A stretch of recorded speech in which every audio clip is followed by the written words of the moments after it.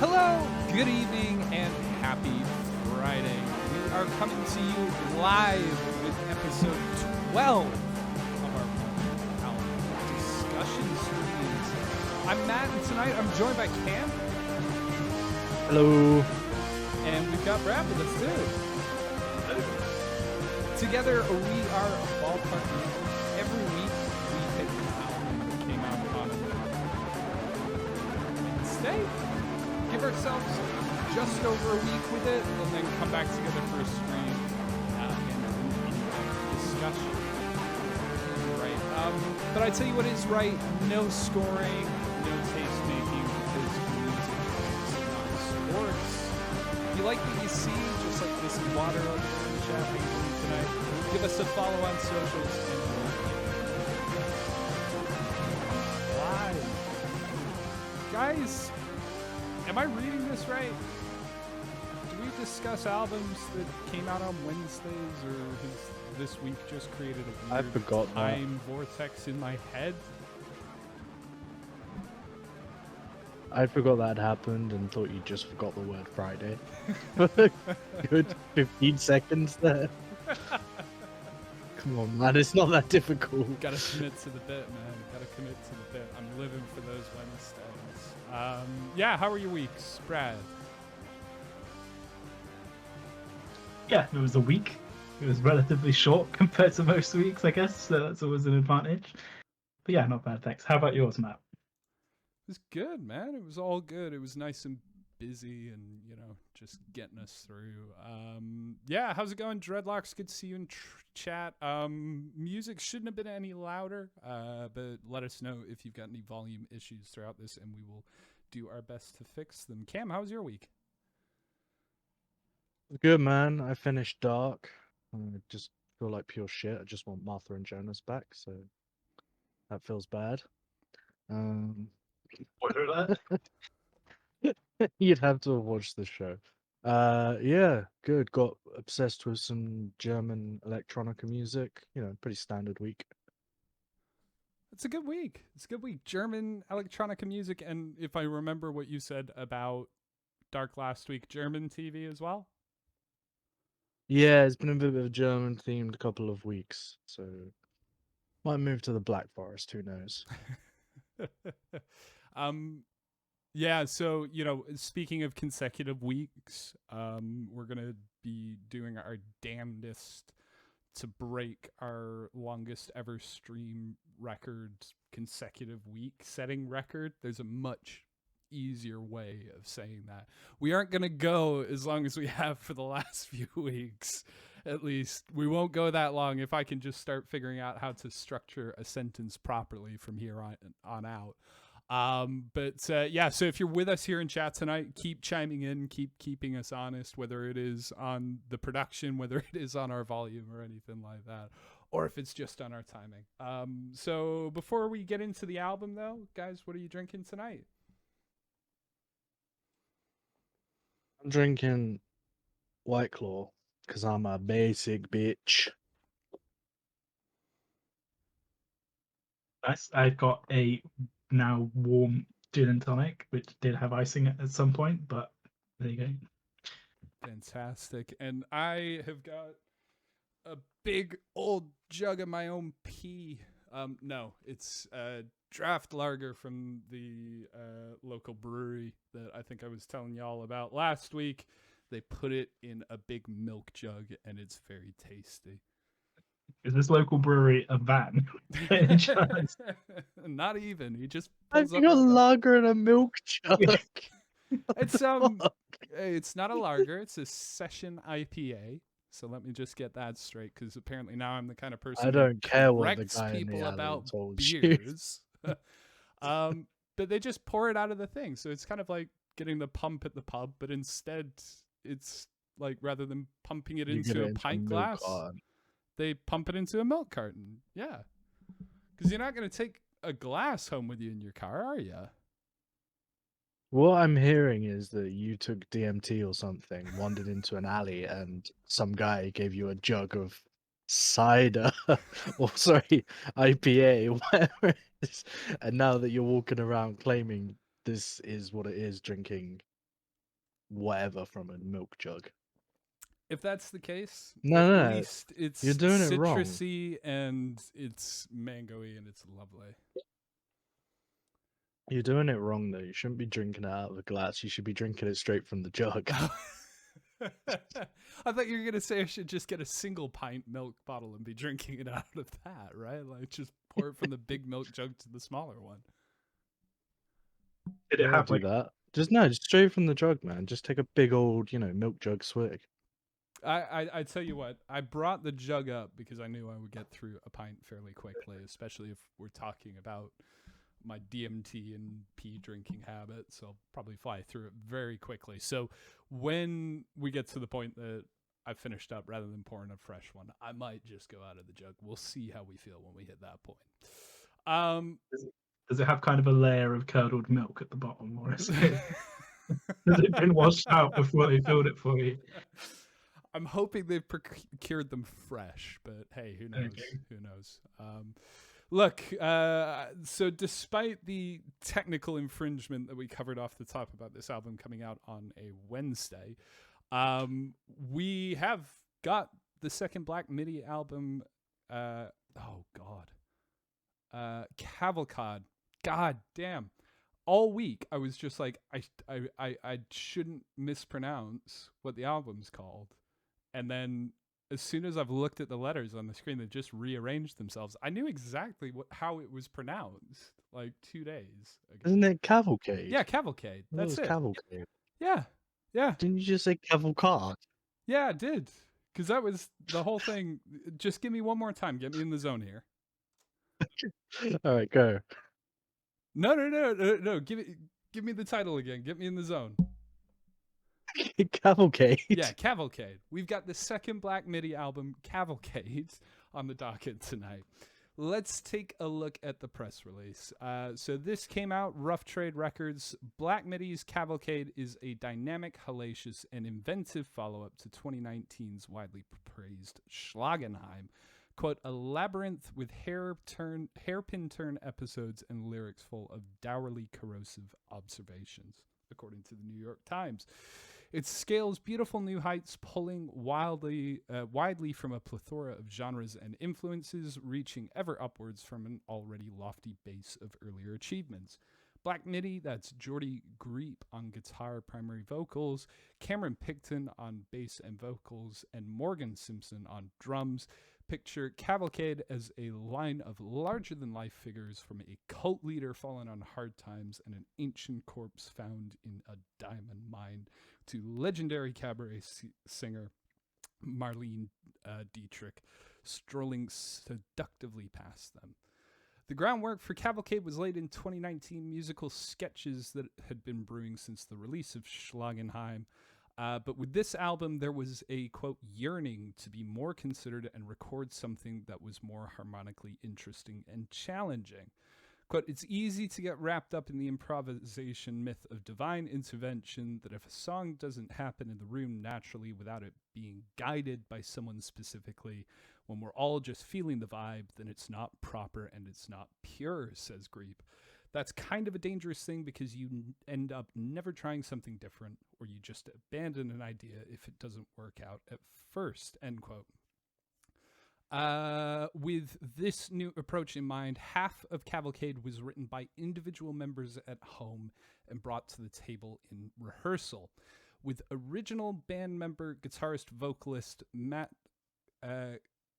Kwasniewski Calvin taking time away from the group to focus on his mental health. Black Midi chose to augment their sound on Cavalcade rather than replicate it, with saxophonist Kaidi Aknebi and keyboard player Seth Evans. So, Cam, you introduced me to Black Midi a couple of years back, so I'll throw you in a moment to talk a little bit more about the band. But I just wanted to stop and take a second to shout out the bravery of Kwasniewski Calvin taking a step back to focus on his mental health and being so open about it. The band shared a statement on this earlier in the year.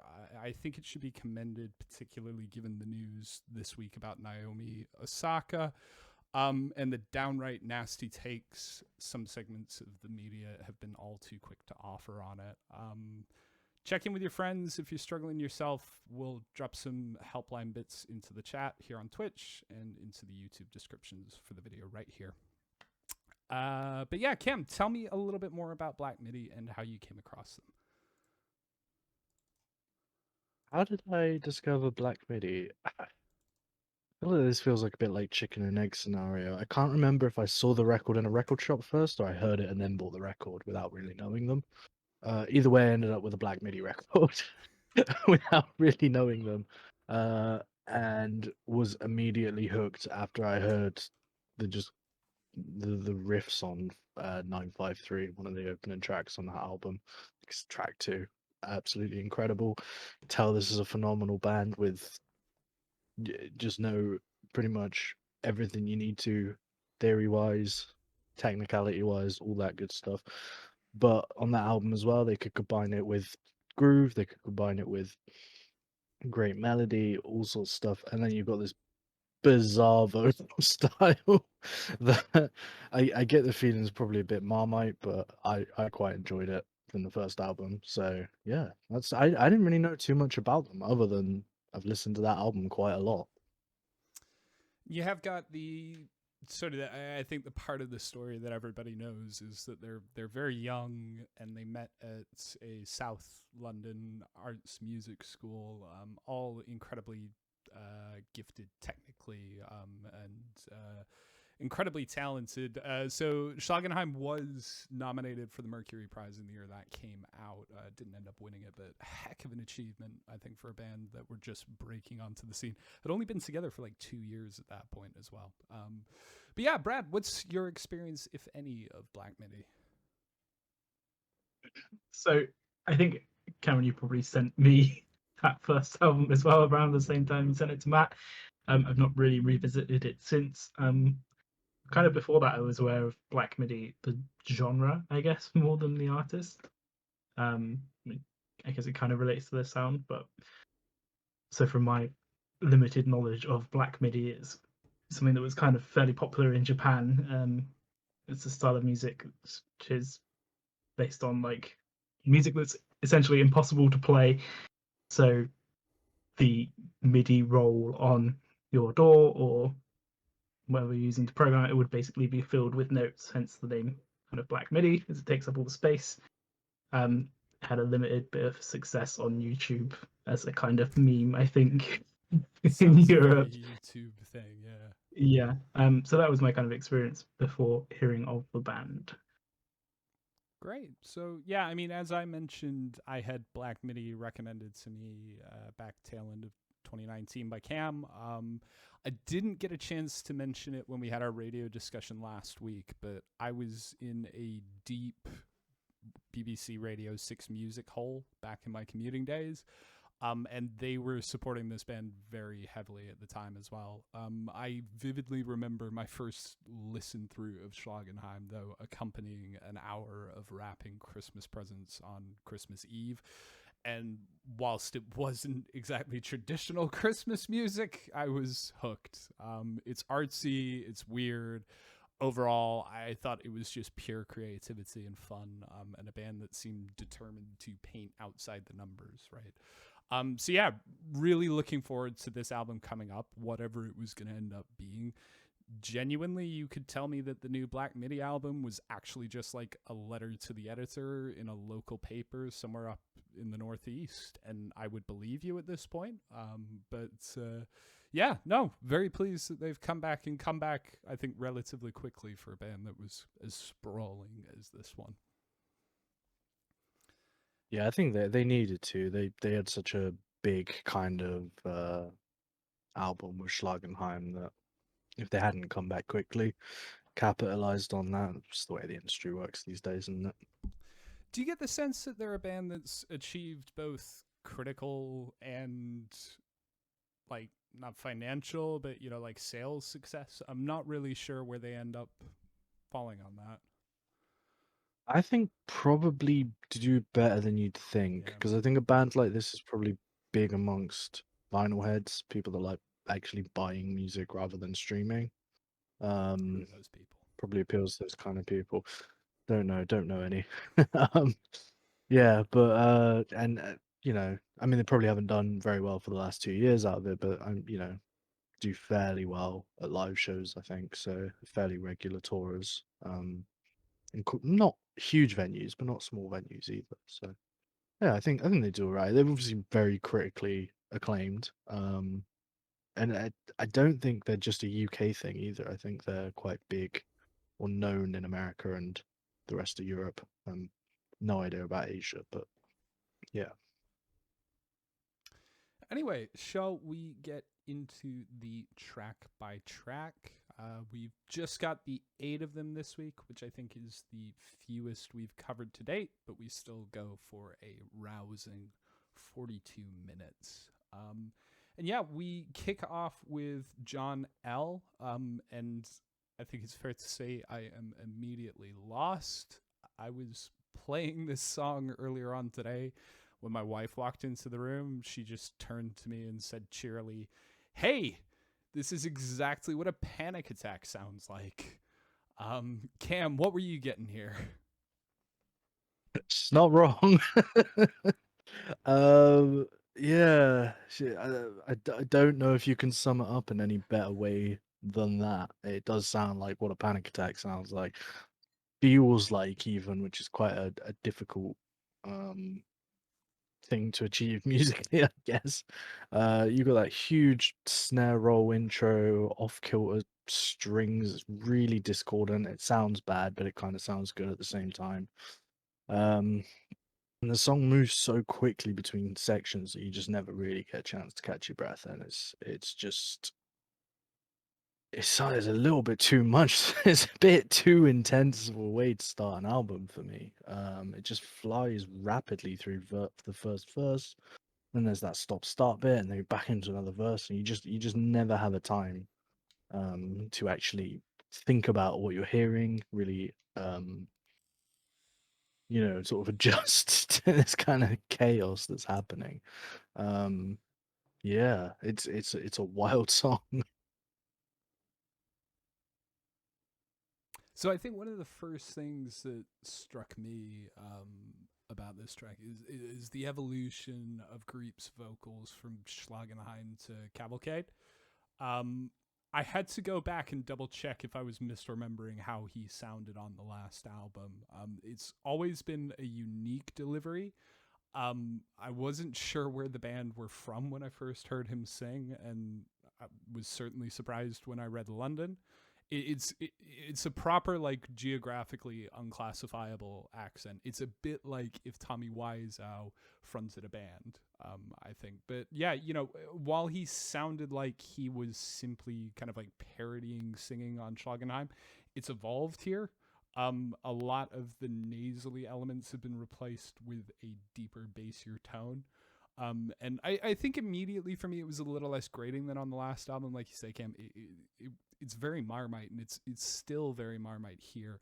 But that change, I think, makes a lot of sense, probably on some tracks later on in this album. Actually, kind of felt the other way about it, you know. I did notice that there was a significant shift, but I kind of felt that it was for the worse. This sounds like parody to me. It sounds like he's parody. You know, when you're messing around, you're still like with friends or whatever, and you're singing a song, but you're putting a stupid voice on. It kind of feels like he shifted to doing that for their actual music, and it's very. I found it very odd. You could describe it as warbly, maybe, I guess, right? Like, yeah, definitely. Brad, what were you thinking here? Yeah, so I guess in terms of the vocal, I kind of thought it was kind of a thick, kind of Irish accent sound to me. Very surprised to hear they are from London, like you say. I don't know if that is some kind of parody or if it's kind of alluding to. I mean, the lyrics to me sound kind of like they would be a folk song in a kind of way, so maybe it's kind of a play on that. There's lots of noise here. Not all of it necessarily massively pleasant. It immediately strikes you as, okay, this is an album that you're not going to have on in the background. This is an album that is kind of demand that you actually listen to it if you want to have any kind of understanding of where in the world you are at the time. Lots of tension in this track, very, very little release. The mix kind of struck me straight away. A few of the tones in here, like the bass tone, it's kind of almost what I would describe as like a quacky kind of piezo tone on the bass. Not pleasant. Not sure it was meant to be pleasant. So I think that is something done for deliberate effect. I think it is supposed to kind of jar you and supposed to kind of give you this expectation. But yeah, lots of atonal kind of chromaticisms going on, lots of big noises. Becomes apparent they're not going to be a band that is kind of limited to one speed or one gear. It goes through about 6 different gears in this track, I think. Like you said, Cameron, it really does keep you on your toes, and you don't really get a chance to catch your breath. Yeah, it's a big introductory song. Hey, the other thing that stood out to me about the mix, man, was the drums. I thought the drums sounded like the drumming itself is phenomenal throughout the album.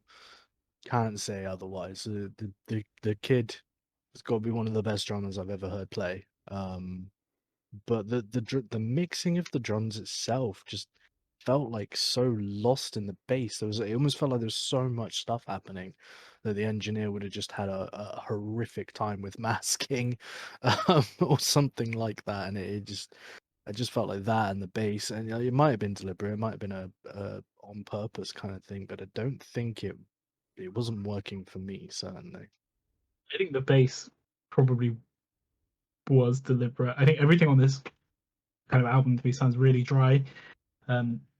You've not, well, drums and bass, especially in this track anyway, like there are moments where you do get some kind of cavernous like hall reverbs going on, like building atmosphere and stuff, but there's a lot of kind of dry sound, and a lot of things sound really up close and like in your face, and at times claustrophobic, especially when it's so busy. But I think that kind of leans into that like panic attack vibe that we've already mentioned. You know, things do sound so close; they're so like competing for space. It sounds kind of messy, but I would hesitantly say that was a deliberate effect rather than like just a bad mix, because there are moments on this album where the mix is like pretty sublime. There are moments where I think it is used as a tool to kind of add to that vibe of like, panic and claustrophobia. It's really interesting. As soon as you've said the drums on this track, I think I've realized that throughout this whole thing, I probably haven't made any notes about the percussion. Maybe 1 or 2 here or there, but only when something changes up. So yeah, not really picked up on that. But you know, you talked about different gears. I mean, I'm such a sucker for math rock. Literally had a conversation at the weekend completely apropos of nothing about how much I miss Marmozets right now. Very much looking forward to them making some new music, which apparently they are, which is great. But anyway, it should therefore come as no surprise that I really like this track. Timing isn't a thing that exists for Black Midi, and it's not, been the case on the last album as well. But the chaos always seems to sync up just right. And this time we've got saxophones, strings, and piano thrown into the mix. It's unexpected. I think, both for a Black Midi album, but also for something that's within quite a mathy setting. But I love how like the prog and the math are so intertwined. It's an experience, but one I definitely enjoyed. Overstimulating panic attack. And yeah, it's interesting though. You reach the end of the track and, thinking about what we've been talking about with intros and things like that in recent weeks, kind of reached the point where I'm like, I just need to take the headphones off for a second here. Like, I need to give everything a rest. That's too much, especially for a man who hasn't been outside much in the last 15 months. But yeah, no, it's well done. Very well done. Yeah, I mean, I wouldn't go as far as calling it math or prog. This gave me more jazz vibes, and I don't know if that was just because of the instrumentation that was chosen. You know, piano and sax played in this way just makes me think jazz. Brad will be able to obviously give more detail on that, whether it does fall under the jazz umbrella in some way or not. But yeah, that's kind of where it fell for me. I think it's one of those things. Whenever you hear a band do something that isn't in 4/4, you know, you kind of want to go, it's math. They're doing math. But I don't know. Maybe it could be. I just didn't ever think about it that way. I always think of math as being cutting back and forth between time signatures rather than doing something slightly different. But yeah, sorry, yeah, Brad is far more qualified to speak on this. Yeah, I mean, at some point I did give up trying to quantify exactly, what time signature people were playing in. But I don't think it really matters. There's a lot of kind of jazz influence throughout this album, like harmonically. There's also a lot that reminds me of Zappa in quite a few ways. So obviously, again, like heavy jazz influence coming through there. Yeah, I think when we get on to possibly the next track, it'll be kind of obvious that these guys obviously listen to a lot of jazz. It does like kind of harken back to a lot of kind of avant-garde jazz. Some of the stuff Miles was doing later in his career. There's lots of like atonality, lots of dissonance, and like I said earlier, very little kind of release from that tension. So, just to mention before we move on, I did some cursory Googling to see if I could track down the titular John L. Apparently, there was a boxer in the 1800s known as John L. to his friends, but the media dubbed him the Boston Strongboy, which is a fantastic boxing name. I'm not sure if he's who we're talking about here, but that was as close as we got. And the lyrics do make reference to a John 50 instead.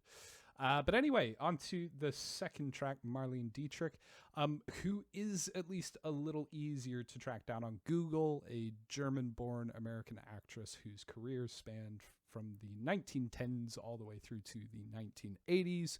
She starred in Sternberg, Hitchcock, and Wells films throughout her career, though she is equally well known for housing German and French refugees and advocating their American citizenship during the war, and her morale-boosting performances to soldiers on the front line. Brad, do you want to talk us through what welcomes us to her namesake? Yeah, so as I was saying earlier, jazz influence starts to come through here like pretty massively. This is a bossa nova, like straight off the bat. Bossa nova is a kind of a variation on samba from Brazil. It kind of started getting big in the 50s and 60s. Possibly the most famous example would be Girl from Ipanema, and you have heard it. You can guarantee that everyone's heard it. You just don't know what you've heard it from. A lot of people would say elevator music, which is very unfair in comparison. But I think it was even on some kind of comedy TV show where he brings up the records. He brings up this record shop and he's like, "Do you know this song?" And it goes like dee dee dee dee dee. But yeah, something that's kind of ingrained in public consciousness, I think, just because it's such a massive song. Yeah, bossa nova sound, lots of jazz chords, lots of jazz harmony going on. Compared to where we just got from, like, wow, what a massive change. I think if it had been two of those back to back, you would have probably had a very hard time getting anywhere with this album. But yeah, this was a welcome little break. In terms of bossa novas, it's like in a way, it's a kind of typical chord progression. You've got lots of things coming through from jazz, like loads of 2-5-1s. The A section, as I would describe it, is a bit strange, and it's like a 6-bar phrase, and it kind of feels like you don't really know where the loop is. I think we get so used to having like 8 bars is like 4 and 8 is like our kind of standard. So when you get 6, it throws you a bit. Again, it's another way I think of building kind of tension and giving you that release when you get to the G, which is like the tonic.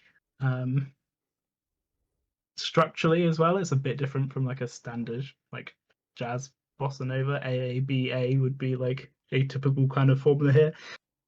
This has got a few more sections than that. I think we go through like A to B to C to A to C to D, something like that. Yeah, this was a welcome relief. Just nice to hear like a bossa nova sound, but like broken up with some very black MIDI that's in it as well. I'm so happy we have you here because I wrote down kind of lounge feeling song. um, yeah, I'm not that familiar with bossa nova. I think the only time I've ever heard "The Girl from Ipanema" is I think maybe your dad playing it. So, um, yeah, I think that's that genre that I am not that familiar with. So I'm glad you were able to go through it all. I kind of you've got those nice plucked strings that are going on as well. I don't know if you mentioned, but they kind of feel like it's a chord, but they're all separately plucked. Which it gives a specific feeling on a guitar. I'm probably not explaining that in the best way. But I think you know what I mean. The one this song feels super welcome after the last song. Wasn't expecting it at all because I've listened to Black Midi before, but this felt so relieving. I mean, I was like, oh, thank you. I needed this kind of thing. And I just want to say, I kind of feel like Geordie Greep maybe is stretching the limits of what he can do as a vocalist here. Very much so. It just felt like a stretch for his already kind of unusual styling. This was maybe a bridge too far, but overall, nice song. Was much needed the last one. I am going to associate myself with both of your remarks here. I've just written down, transition from John L to Marlene is such a pleasant surprise. But yeah, Cam, you sitting over there on Cat Vision. I was very much with you. I think when I wrote down, yeah, quite loungy, very loungy. And talking about Greep's vocals, this is where the change in style from the last album to this album, I think, really starts to make sense. There's a few places where he slips into this, almost Sinatra-esque lounging crooning. And I can't imagine a track like this being delivered seriously on the last album in that nasally tone. And considering, I think, spoiler alert, how regularly this style is utilized on this album, I wonder whether this revolution of voice was something that was carefully thought out, knowing that they were going to be tackling a few songs like this. But honestly, I disagree with you there. I'm in favor of it. I enjoyed it. It's over the top, and as you say, I think you're definitely flirting with a bit of. I don't think there's any way that you can describe it other than cheese or just sort of throwaway here. But it suits this style, I think, surprisingly well. And you even note here, I think, that the traces of faux accent have melted away for the most part here. But yeah, the writing as well works alongside this. You're firmly placed within that cabaret type setting, bright red curtains surrounding a small well-lit stage. And, from my inability to grasp wider meaning, it does still paint such a wonderfully vivid picture. You think about the whole conversation with his shuddering neighbor, who roughly rouses the subject and exclaims, "While a kiss on the lips may not make a frog a prince, an orgasm renders any queen a witch. Metamorphosis exists." That poetry is then followed by "Damn all us idiots, damn us till death." And the music just moves in concert throughout. It's impressive.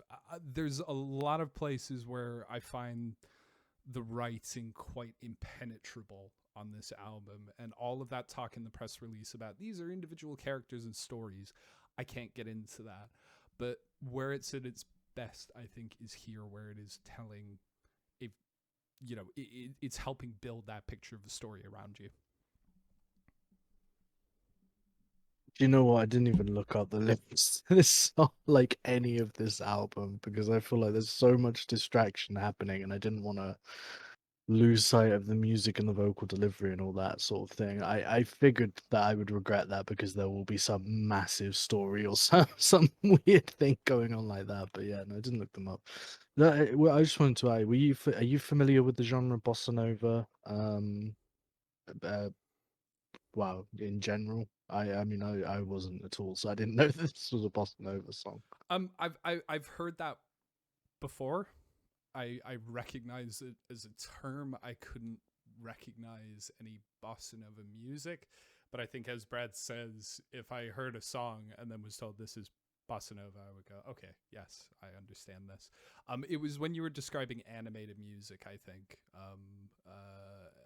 maybe this starts to tie up a little more in my head, especially where I think later on I've made some notes to that effect, that it makes sense. But yeah, new one on me, I guess, or not familiar with. Yeah, I think it's an interesting contrast as well between, it was something I kind of picked up on, was like the lyrical themes and the kind of the music. There's some pretty intense stuff thematically going on, and the music is very laid back in comparison. Like you pointed out, Cam, there's like some nice string parts in here. It's kind of giving you flashbacks to that kind of like big band bossa nova kind of feel. Like I said, this really kind of hammered home the fact for me that there's going to be a reasonable amount of jazz kind of influence on this album. I think it's a nice song. I think it's got some really nice unexpected twists in it as well. Like we've got some Pink Floydy kind of swells coming in towards the end, which kind of take me back a couple of weeks to where we were. Yeah, I think it's a nice unexpected diversion from where we were at before. So at that point, we get onto the third track of the album, and whilst I'm annoyed at Black Midi for giving me so many absolute mouthfuls to pronounce tonight, I am grateful for the title of this track, Chondromalacia Patella. It is the medical term for the softening and breakdown of the cartilage on the underside of the patella, i.e. the kneecap. Pain results when the knee and the thigh bone rub together. A dull, aching pain and or feeling of grinding when the knee is flexed may occur. So thanks to Black Midi, I can impress my GP now the next time I go in to get my American football weathered joints looked at. Cam, do you want to continue down the WebMD theme here, or do you want to get us going on the music? I will say before I hand over to you, though, that Dreadlock says the people demand cats, and you are definitely following through on that demand right now. She's sleeping, man. I can't. I'd bring her up, but she's kind of stretching. If she wakes up, I'll get her close. I'll show Cat. Don't worry about that. What were we talking about? WebMD, Your Bad Knees, Black Midi. Yeah, I mean, the start of this song kind of felt like three different instruments playing three different songs to me. I can't lie. The rhythms in the intro kind of give this a like push-pull feel. I mean, I can't remember exactly now, but there's three different rhythms going on from three different instruments playing at three different times. It's quite insane, to be honest with you. It's got really good textures, to be fair to it, and it's punctuated by those like almost heavy breakdown moments with the synth stab as well, into sort of really nice guitar lead, the bass following, and the drums again are phenomenal here. It's just world class drumming. You won't find better drumming than this. It's got feel, it's got technical prowess, it's got everything. Really amazing. Um, Yeah, some subtle piano as well. It feels a lot more like the last song. It's fairly calm. It's not quite as anxiety inducing as John, whatever his name was. Can't remember. Not good. L. But you know what I mean? There's so many names. Oh, L. There's so many names on this album. Can't remember them all. It's actually weird that you were talking about Bossa Nova and brought up the girl from Ipanema, Brad, because I kind of said that this feels like the theme music for Bob Ross, the Joy Painting, which now thinking about it is obviously very Bossa Nova style.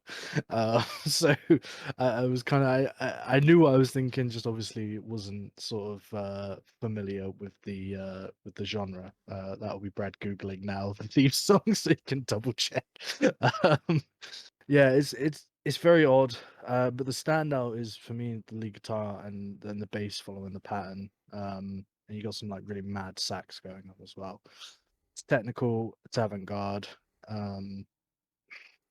Where's the song? Really? Do you know what I mean? Where's the song? It doesn't have like the exhilaration or the riffs of Schlagenheim to this point. It sorry, not the exhilaration, but it just doesn't have for me like the memorable harmony, or the memorable melody, or like that riff that really draws you in. It hasn't happened yet. And I find that a little So I feel like, the intro is probably closer to a Schlagenheim track than we've had so far. Um, it might be better to describe this track more widely as, maybe a combination of the sounds of the first two tracks to some extent. It certainly starts out a bit mathy, but those mad bits of sax just amp everything up. It still sounds, a little calmer though, and the softness of the bass makes you think that you're still sitting in that jazz club, as we've alluded to in previous weeks, but also we were just sat in on the last track, and yeah, we get that cabaret big band creep again. It certainly isn't as clean as Marlene Dietrich was. The unplaceable accent, for example, that's starting to creep back in again. But that's, I think, very broadly where I felt on this song. Yeah, I might kind of diverge here a little bit from opinion, but it does obviously come up with, it does obviously start off with that kind of crazy rhythm on guitar. Again, I kind of noted down the sound here, like everything is super dry, everything is super close. I think like kind of cavernous reverb on everything is something that's been creeping into pop kind of maybe slowly over the last couple of years. This is very much the other way. It's very dry. I love the groove on this. I think this really grooves. Awesome drumming. It becomes apparent on this track that the drumming is just phenomenal. We've gone from like Bossa Nova in the last track where he's clearly playing with brushes for most of it, and now this is like just super amazing groove on here. You've got those big breakdown moments that you mentioned, Cameron. I really love the way that the sax kind of plays with the guitar melody. It feels really free. It kind of feels really natural. It feels, I mean, I think their first album was supposed to be pretty like improv based. It feels like that kind of vibe, possibly a bit more arranged. But yeah, like those sax kind of screams are like the way it works with the breakdown elements, really amazing. Again, some jazz harmony coming in here. We've got like big chords, that awesome kind of clean riff that's like C sharp minor 7 add 11. Like, yeah, some really interesting harmony here. Kind of provided with the bass as well. Great textural piano and guitar parts coming through. You get some trumpet coming through on here as well, muted trumpet, which I'm always very happy to hear. Again, this kind of goes back to this like clearly a heavy amount of jazz influence here, especially with the harmony, especially with the kind of the guitar work as well. It's not something you're going to hear from like someone that's not thought it through. Um, Again, their ability to shift through gears shines through here as well. There are tempo changes that never feel like entirely forced. It feels like it kind of works in the context of the song. But I do think I would agree with you, Cameron, in unless you are kind of super into like your instrumental music, um, maybe it is going to be lacking in some kind of wider appeal. Um, Lots of interesting stuff if you dig down like deep into what's going on, and technically it's really amazing. Um, but if you're looking for kind of a relatable song, I wouldn't say this is a relatable song. There's two levels to it. Now. If you broke this song down and you spent 2 weeks with just this song, learning every part, learning everything, you would learn a phenomenal amount about music theory.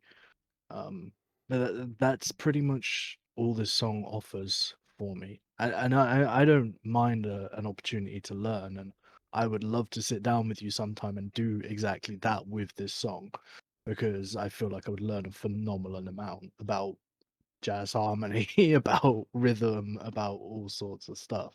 Um, but I always feel that there should be a balance between theory, technicality, and songwriting when you're writing an album or a song. And it just feels like that third element is maybe missing, um, in a sense. I get why it's their style and everything like that, but for me they did that on Schlagenheim. They had that third element, and they did it a lot, and they did it very well. That's part of what made them such an exciting band. You could hear that they're phenomenally technical, and they, sat through all the sort of jazz harmony theory lessons, and they've sat there reading about negative harmony, all this kind of stuff. All the things you could think of. But I just found that was lacking so far on this album, and it just wasn't before, which is where I think the disappointment comes for me.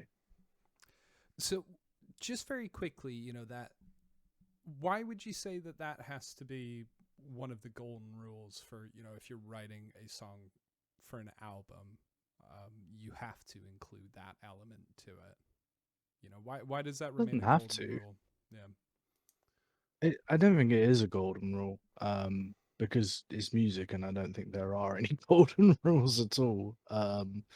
You know, there are noise bands for a reason, where it's 3 hours of one note. People like that. Um, just for me, it comes down to what they did before and what I know they can do.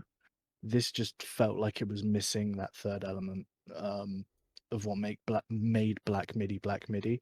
I've heard lots of bands before where I've listened to them and like, well, you're clearly just a bunch of guys or girls that love playing technical music, love theory, and love seeing how far you can push that.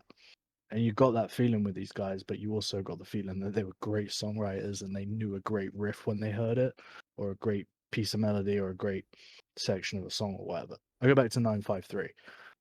That riff on 953, the da da da da da da, is phenomenal. It's one of the best riffs I've ever heard. And it's so groovy and it's so head boppy, you kind of forget that it's so technical and all this theories going on behind it to get there. Doesn't feel like that here. But I don't think it's a hard and fast rule. I mean, there are no rules in music, essentially, as far as I'm concerned, anyway. So I think just very quickly, I'm not going to labor this too much, but I still find it impossible to place any meaning to the lyrics at this point in the album. I put my hands up and say that this might just be my A-level English lit qualification not reaching, high enough heights here for that. But yeah, deep in their burrows, black creatures make nests. No needle can rupture. My fingertips folding. Almost sounds like an AI designed by Black Midi could have been pumping out these phrases. I am drawn to the phrase "Can Franken Berentis Asodski Potski Bori," but I've Googled it, run it through Translate, relatively confident that it's just gibberish, or I've activated some Soviet spy somewhere in the world by saying it out loud. More songs should end with a slide whistle, though. And maybe it's why I've got the Technicolor filter over this song. And with that slide whistle, we move on to Slow. This is the first song name on this album that I haven't had to Google. My first question here, and anybody please feel free to jump in. Have we still got Greep on vocals on this track? It sounded a different voice to me, but at this point with this band, I'm not confident in saying either way, really. I picked up on that as well. It did sound like you've got someone else in this band that is singing this song. I'm not entirely sure. I don't know, but I haven't looked at possibly one of the other members. I've not looked. Yeah, I've not looked into it to know if there was a credit for someone else. But yeah, so I thought this was another person. Yeah, the bassist is down as providing some vocals on the album, and I can't think of many instances of really clear backing vocals being given on many places across the rest of the album. It might be that. I haven't seen any liner notes or anything like that to see if there was any change in credit here, but it did sound like a different voice to me. Cam, you were making a little more of a not sure face there. Pass me by entirely. I kind of at a certain point with Black Midi, I don't come to them for vocals. So I kind of zone him out a lot of the time, and it's quite easy to do because there's so much else going on that you can focus on. I think if they're very much an either or band, aren't they? If you try and focus on everything and the overall sound, it just maybe you'll tell me I'm wrong, but I can't do that with them. It's always you have to focus in on like a couple of things that are happening at any one time and then go back in your head. So you might be right, but I've got no idea. I tell you what, whoever it is on vocals, there's parts of this track that sound like someone smashed a dry cleaning song into a fucking perfume commercial. And then that vocal delivery came out on the other side. It's not really a bad thing. I would say I'm somebody who's generally drawn towards vocals more widely wherever we're going, whoever we're listening to. Surprise, surprise, I guess. Very strange as a vocalist I that you would know, be drawn more heavily to the vocals. It's weird that. They aren't the focus of this track. They're often hiding behind kind of a wall of sound here, and I think that's something that's sort of interestingly done on a couple of tracks on this album. But there's a few others where I'm a little more drawn to them vocally, even though there is a barrage of everything else happening in the background. Yeah, I think kind of as you say, like you've not been able to really identify or draw much meaning from the lyrics, and I think I kind of felt the same thing, and at a point I kind of stopped listening to them. I'm always more focused on the music generally, I think, and I kind of deliberately leave space when I'm like writing things down for someone else to chime in on the lyrics. Again, a lot of interesting kind of jazz harmony here. A lot of groove. Again, the drums stand out to me on this album like more than anything, I think. Great drums. This is a song, if I ever feel like I'm trying to write a drum part and I feel like I do not want to put snare on 2 and 4 every single time I write a song. Amazing drumming here. I've not been able to pick up any overarching themes lyrically, but the way some of the music works with the lyrics is really great. You've got like descending parts, as he says, down, things kind of softening up as he starts to go into like he's repeating slowly at points, and the music kind of matches and kind of morphs with it. Best part for me about this song is sax solo. Like, why would it not be? You know, like there's a sax solo here. Like, enjoy it. It's over some fucking crazy changes as well. I think this band really does well at kind of mixing up gears, like I said before, and kind of changing energy. They do really well at like they're like basically masters at kind of pulling you along for the ride, no matter like what that ride necessarily is, or if there is like a deeper meaning in it. But they change energy so kind of flawlessly, so kind of effortlessly. You just can't help but be dragged along with it. Again, there's more like awesome kind of jazz harmony stuff going on here. Lots of tense kind of harmony as well. You've got tritones, chromatic stuff. There's some filthy bass sounds, those like big hooks. A lot of this kind of calls back to the previous song as well. The intro riff, like straight away, it sounds like the previous song. It's just like arranged completely differently. Obviously, the previous song was mostly on guitar. This is like kind of using the horn section a bit more. But yeah, great like transitions in energy. I found a sax solo, lots of dissonance. I would imagine it must be a different vocalist. It must be a different vocalist. Just can't tell with Black Midi.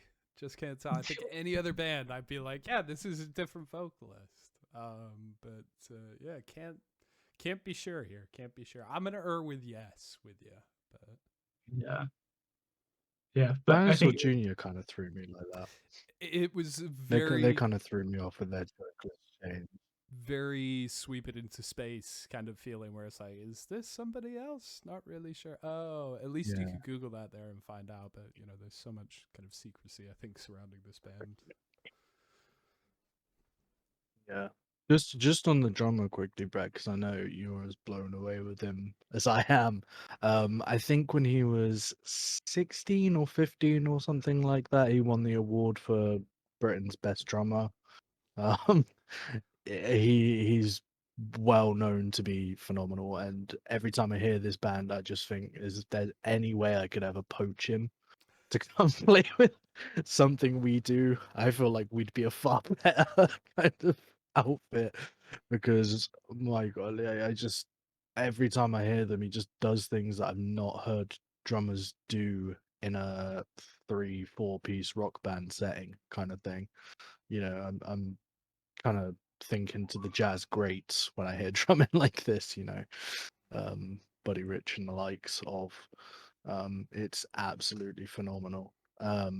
So yeah, there's the drumming, and then of course the sax solo. Like I think it's impossible to dislike a song with a sax solo in it, whether it be Careless Whisper, whether it be Baker Street, or whether it be that Eurovision song with the epic sax guy. don't compare this. Everybody loves it. Don't, yeah, that's disgusting.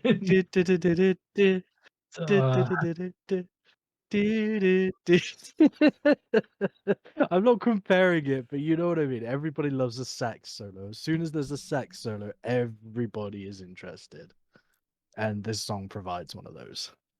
Black Midi, if you ever watch this, I sincerely apologize.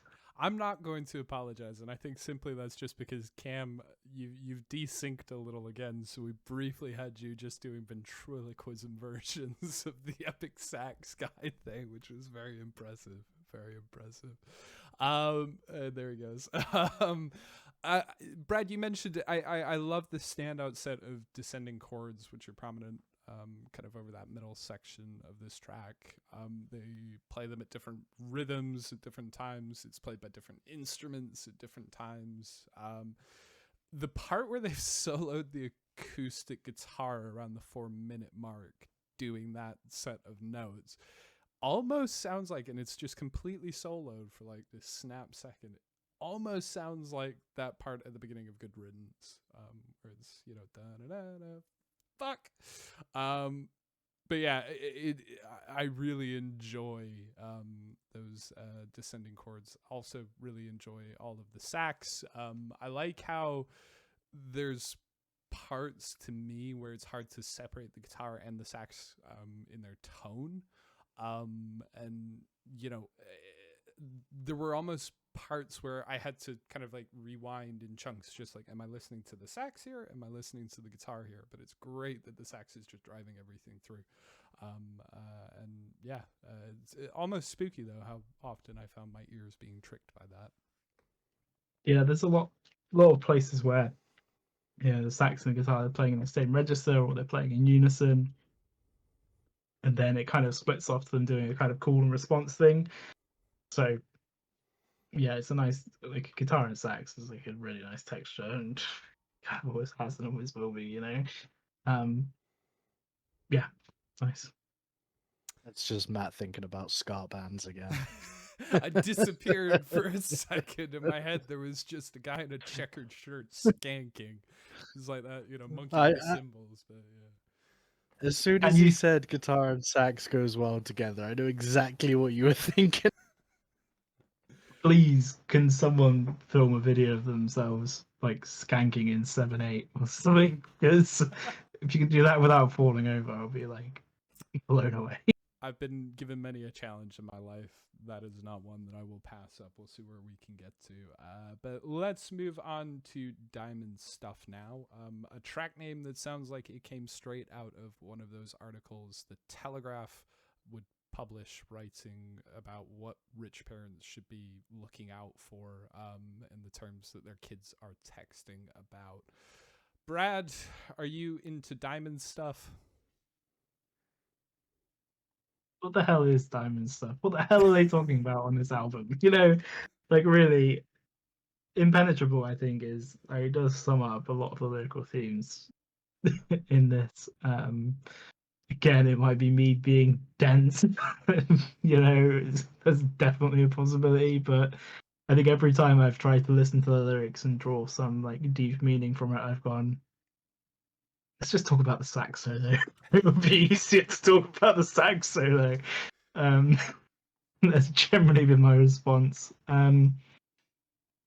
Nice sounds in this. It sounds kind of like a mandolin or a guitar pitched really close to the bridge when we kick off. Talking about natural kind of sounds last week, it's lots of finger noise. Again, it's the proximity effect of something sounding like it's really kind of up close to you. I don't think anything ever really sounds like it's distant on this album, apart from like very certain elements, vocal performances. Kind of got a bit kind of mixed up in my mind on this one as to whether we were listening to double bass for some parts.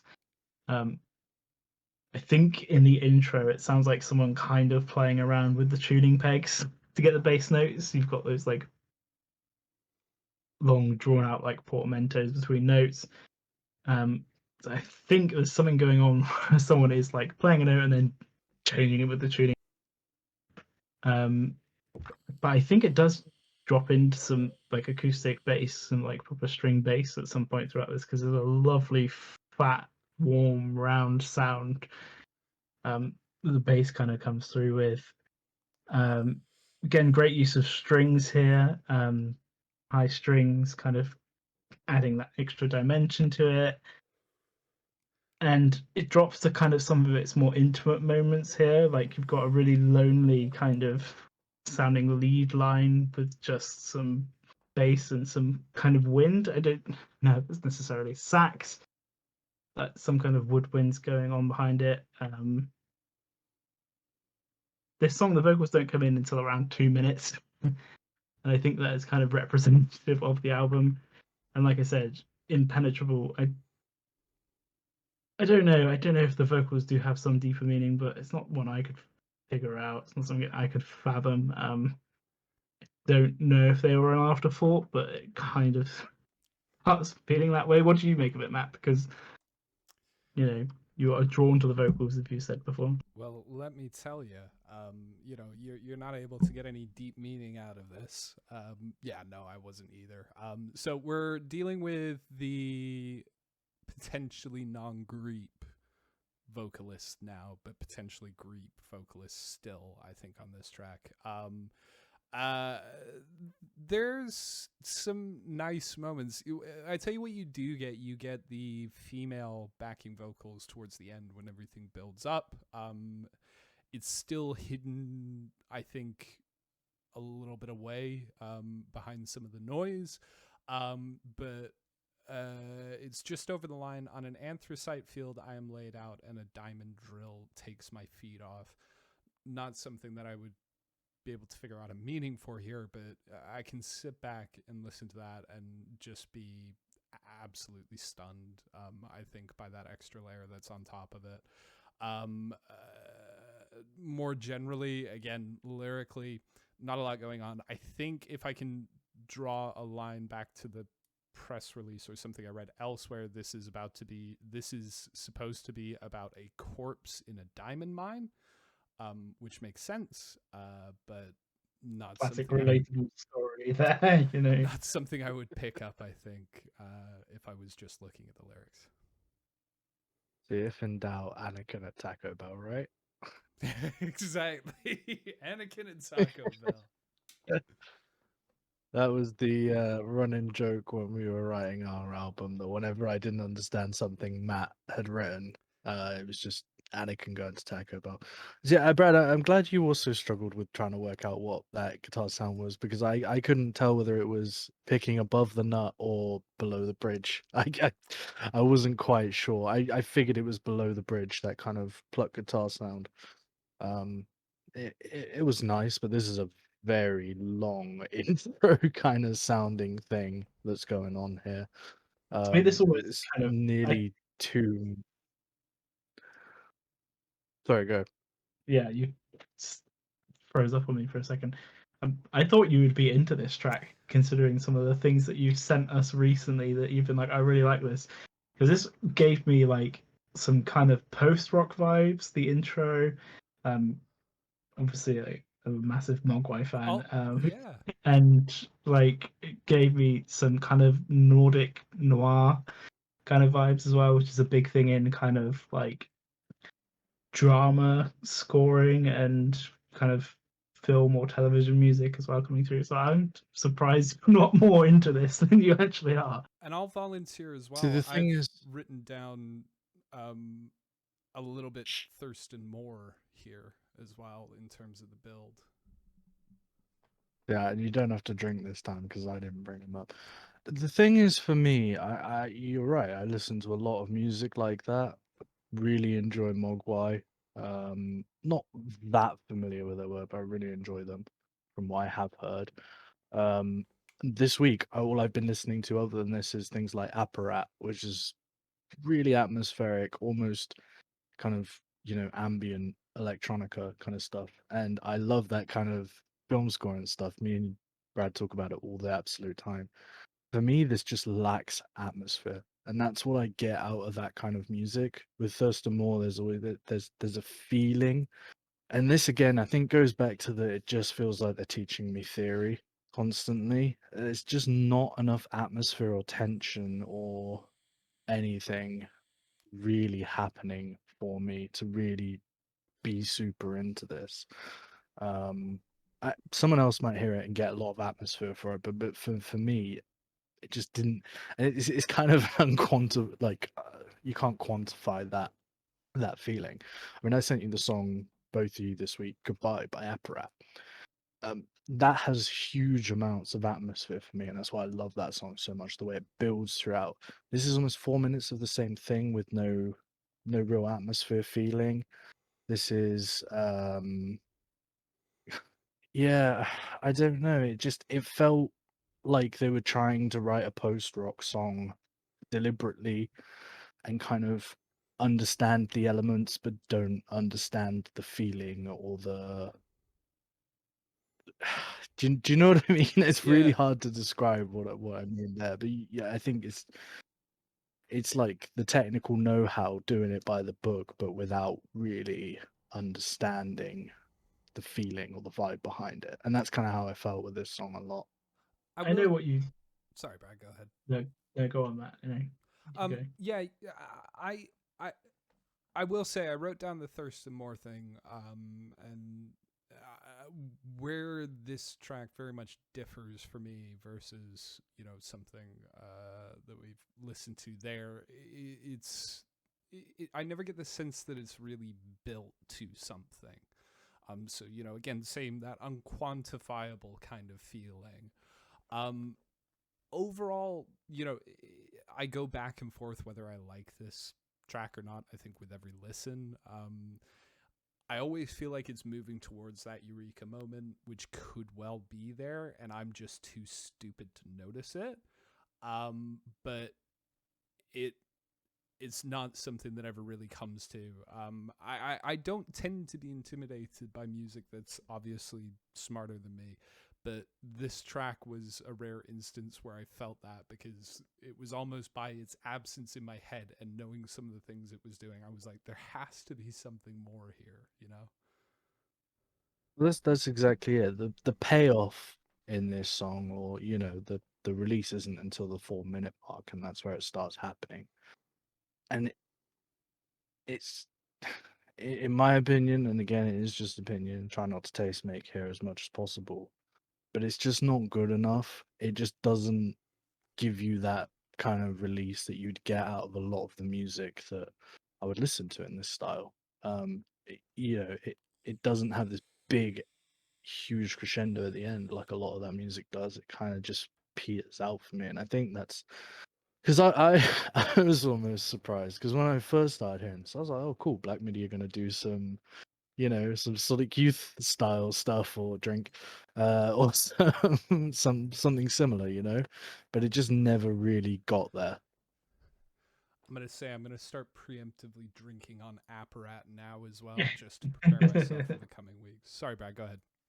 Yeah, I would possibly wholeheartedly disagree with you on this one, both of you, and doesn't happen very often. But yeah, I think there are some great moments in this track. I think that it's very simple. I think, like I said, I think it's mandolin, but it might be guitar played very close to the bridge, but it's so kind of lonely, it's so kind of simple, and it's such a contrast to the rest of what we've kind of heard. And in terms of the builds, you've got like some more Pink Floydy kind of moments where you've got these like big swells, and when the drums come in, you mentioned 4 minutes, it might be around that time that the drums come in, but it's like another kind of instance of them shifting gears, and it works so well. You've been waiting all this time to see kind of where this track is going to go, and then those drums come in, and again, massive shout out to the drums on this album. They just make it for me here. Great groove when the drums come in. I've put about this track, it's so easy to get lost in it, which compared to the rest of the album is a very welcome change. Well, it's so easy to get lost in, as in you can just kind of like zone out and vibe and just kind of let it kind of wash around you. There are definitely tracks on this album where you will get lost, but not necessarily in a pleasant way. I think this is an example of one that you can kind of get lost in a pleasant way and just let it kind of carry you. I think that is a very fair assessment right there. So moving on to track 6, and yeah, we are well past the halfway point of the album when we hit Dethroned. I still kind of feel like this album has yet to really establish itself properly with me at this point, or maybe even sort of make an impression on what it's trying to be or do. What do you think when we hit this track, Cam? This for me is what the previous song should have been. There's lots and lots of cool atmosphere going on here. In the intro with the sax and the pads, and then quite quickly into the first verse. Obviously, it's a different style, but it has that feel, which is kind of why on retrospective listens, I was so disappointed with the previous track because it's like, well, you can create that kind of atmosphere. Obviously, they did a few Brads. It's probably just a me thing here, but yeah, I mean, quite quickly into the first verse and the best moment of groove so far on the album for me, I feel. The bass and drums never sound better than they do here. That they're just it's kind of almost incomprehensible how good this drummer actually is, because it's just beyond anything I could even imagine you being able to do with just a drum kit. And the bass is locked in with it as well, and it's incredible. The builds are good, the guitars are good, and the tension building elements, they're just not like they felt before on this album. They're really, really nice here, and it builds really nicely as well. It's not suddenly just in your face. It grows into its chaos, which is nice because they haven't really done that too much. Let you kind of adjust before they throw that at you. It has really nice interludes between the sections as well. Yeah, it's got that killer piano. But halfway through, just the kick, and I just want to say, like, the tremolo picked arpeggio kind of thing that's going on. Really, really nice. Sounds really good. Yeah. Overall, I really liked this track, and it's the first moment on this album, which is a shame, where I felt this is a song I actually really like, and this is one that I could go back and listen to over and over again. Yeah, I feel like I've mostly been listening to this album this week between the hours of midnight and 1 a.m. I think that's when I've been squeezing stuff in for this. But yeah, this is a great sound. I'm glad you mentioned the sax and the pads here, because I've got the same thing. It's an amazing blend. Almost sounds like some kind of 80s, like really heavy 80s drama kind of sound, but it's, yeah, just a lovely sound. Definitely moving away from the dry feel that we've had on the rest of the album. Like, huge reverb on the sax, really kind of relaxing intro, and then the drums come in, and it's, like you said, another awesome groove here. Really inspiring stuff, I think, on the drums as well. And I think this is an album that I will come back to when I'm stuck on a drum part and I'm like, what do the drums need to do here? I will come back and I will kind of shamelessly steal parts from this album and be like, this is exactly what it needs. And then at some point it kind of starts kind of referencing, or like kind of calling back to, and I'm not going to be brave here, I'm going to say track 3.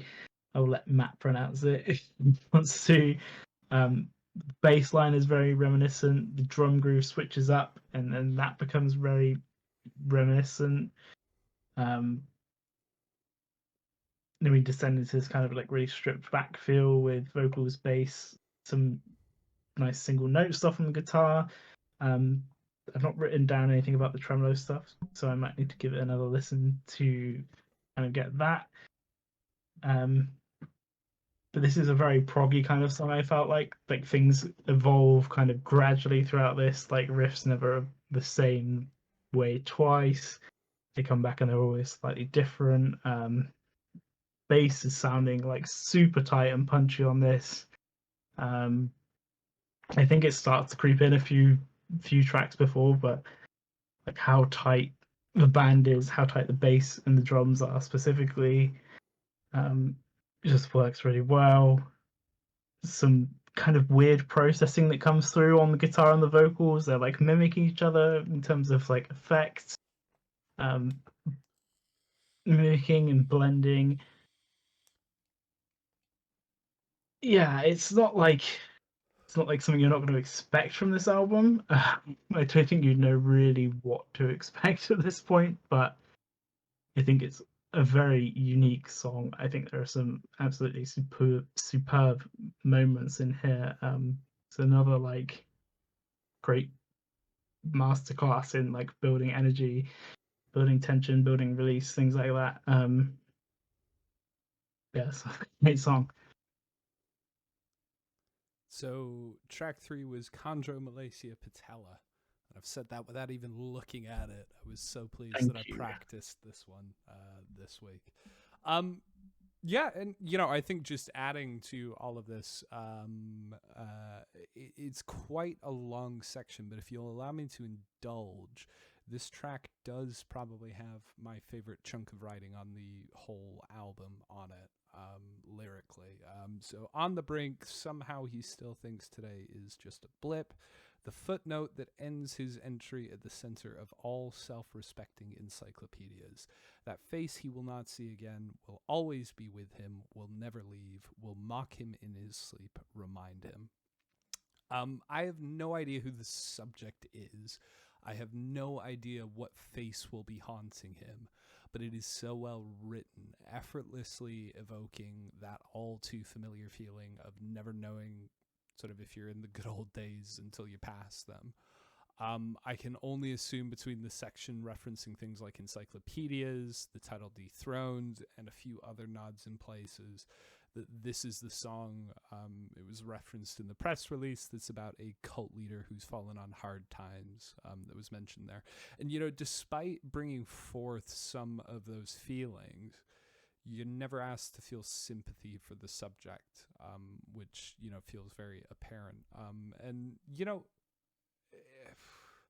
it may be that section is brought up so much more for me by the almost triumphant nature of the vocals, which covered just about every note on the scale during that excerpt. Nothing ever really harmonizes until you have that moment where the vocals and the instruments smooth out over it's literally just the words make him, and everything lines up perfectly. It's so nice, really pleasant, very well done. Yeah, great. I think it's the best song on the album,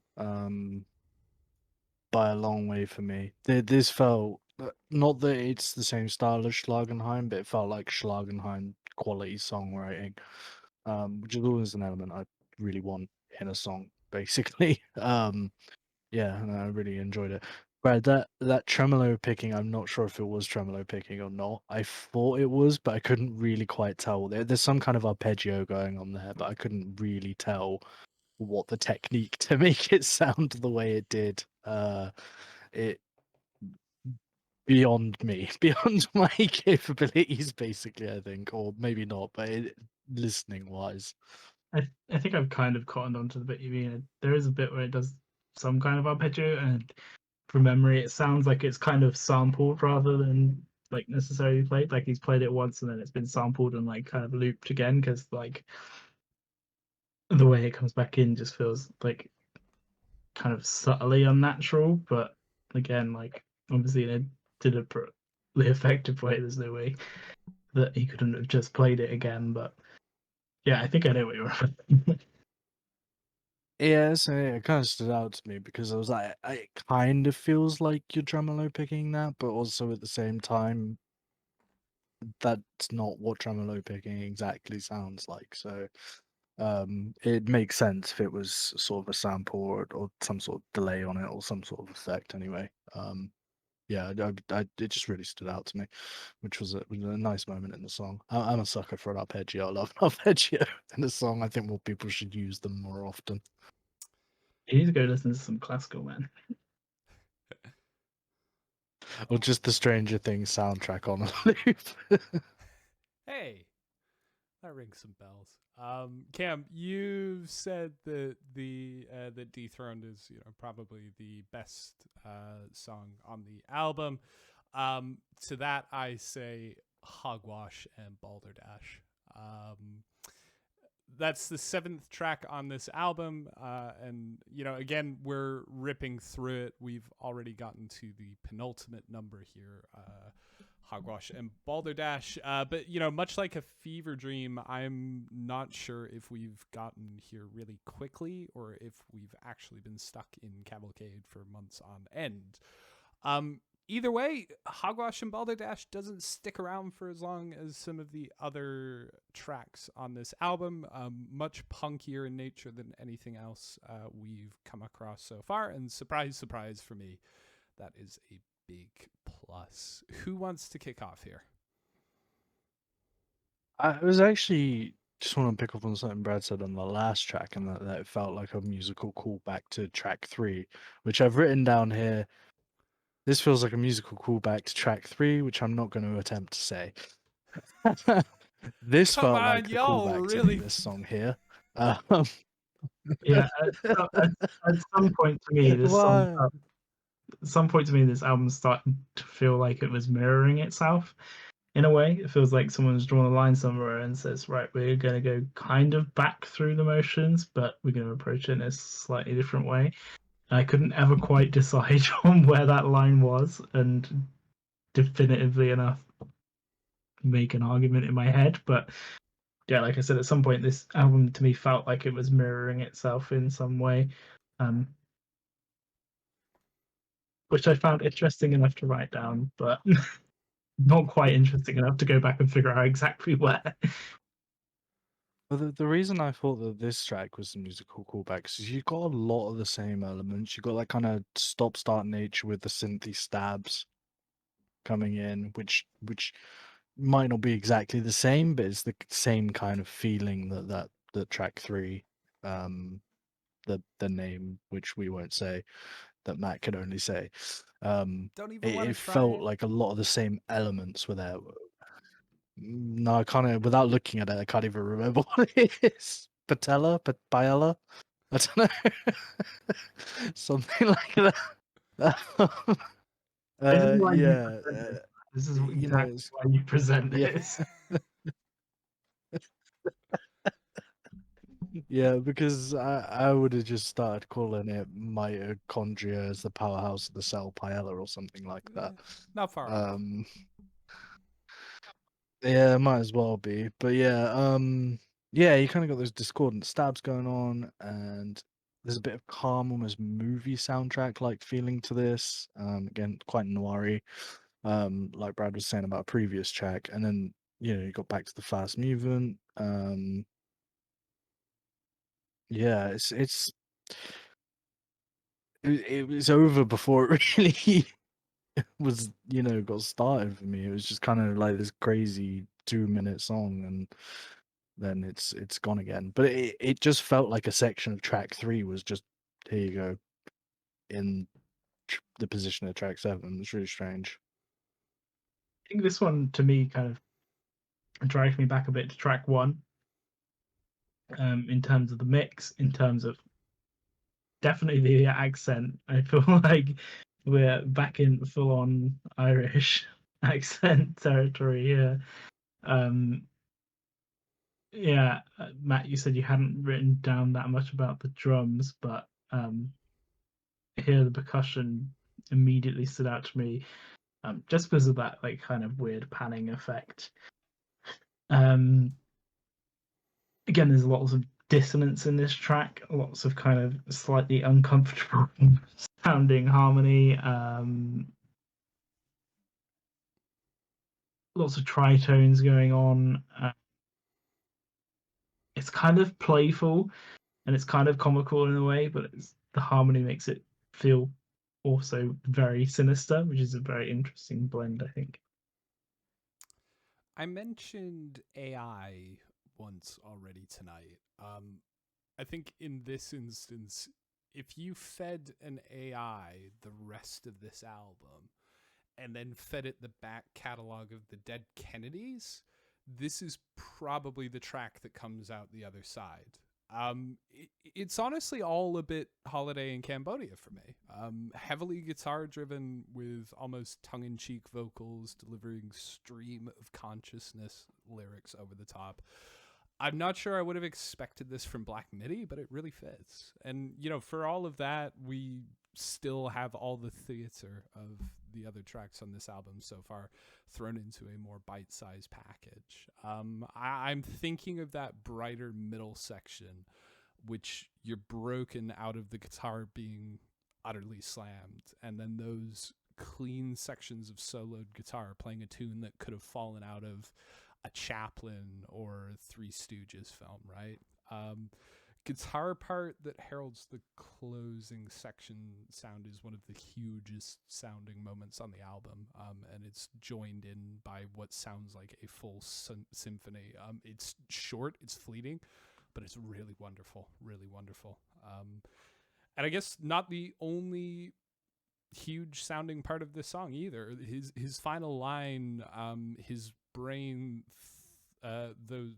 thought submissive that inside grows bolder. It uses a trick with some pitch down, distorted, and I think heavily panned vocals underneath to create a noise that I haven't heard often, if at all, in music. I'm sure it's usually reserved for like films to create an evil extraterrestrial or supernatural presence or similar, but it creates a really stunning level of texture. Yeah, it's those kind of like lower harmonics of the voice kind of shining through, isn't it? Yeah, that build at the end is like this massive kind of crescendo that then just leads to absolutely nothing. Yeah. A really interesting moment. It's just like massive build and then just drops. Yeah, I think there's a bit of a theme on this album is that they'll build you to a point, but they'll never ever really give you that full payoff. And that is nowhere more prevalent than on the final track of the album, I feel. Really, really quite unusual to do it so often. You think maybe you do it once in one song and it's a bit of a, whoa, that was a cool thing to do kind of thing, but they seem to do it 4 or 5 times in every song. Well, I tell you what, with that, why don't we move on to our closer, Ascending Fourth? Brad, you mentioned a term which was glued into my brain at the beginning part of this week, but then completely fell out of it when I was actually doing my notes and my scripting, which was a little bit of a pain. But last week you were talking about something similar, though I think it was a term around like a descending interval of some sort last week. Are ascending fourths a musical term?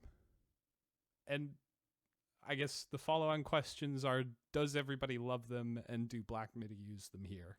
Or am I trying to join two dots that don't really exist? No, it's a very obvious kind of 2 dots that you would think to draw here, and it was something, obviously, as soon as I heard everyone loves ascending fourths, I was then like, right, where are these ascending fourths in this track? Because I know they're hidden in here somewhere. I've not had a massive amount of time to listen through this track, but from what like I gleaned on the first few listens, there's not a huge like ascending fourth part. So I don't know if that's Black Midi kind of subverting again your expectations of them. But, like the main chord progression is kind of a jazzy kind of thing. You've got it's known as a 2-5. You expect it to lead to the 1, but it never quite does. But you're going between A minor and D, which is a fourth. Then it shifts up a tone to B minor to E minor, which again is a fourth, and that is about as close as I could find. There was nothing really that stood out to me as ascending fourths in the vocal melody or in any of the other harmony other than that kind of main chord progression, which has got 2 ascending fourths. But yeah, I was definitely listening out for them, but didn't really quite find anything that satisfied my curiosity as to what they were actually going on about. Yeah.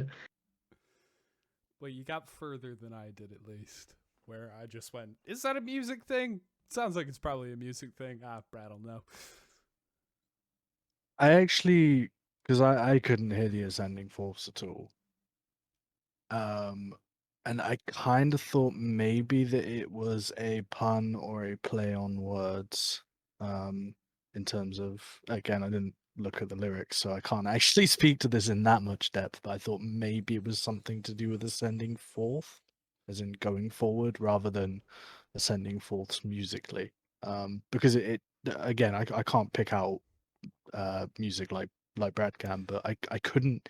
It didn't feel like that to me when I was listening through. I think there's maybe a bit of disguise on some of the guitar chord progression that kind of almost fool you into thinking there is some. But again, I couldn't really hear any. Um, yeah, I enjoyed the song actually a lot more than I enjoyed a lot of the rest of this album. The guitar having the space that it did, and it was really pretty. Sorry, my cat is attacking my wire. Yeah, it was really nice, and it worked quite well with the vocals. And the verse 2 build is sudden, but it's really nice. Again, really tense, and then as soon as it starts, it's over, back to calm kind of thing. Which is what I was sort of saying about these builds, and they never really let you get to the point you think you're going to get to. They're back to what they want to do. So it was kind of on the edge there. The thing I thought was most interesting about this song was actually the structure of it, because it's chorus and then it's 5, maybe 6 or 7 verses bookended by another chorus. And it's just a really unusual way to write a song. And it's more obvious here than it is at other points of the album.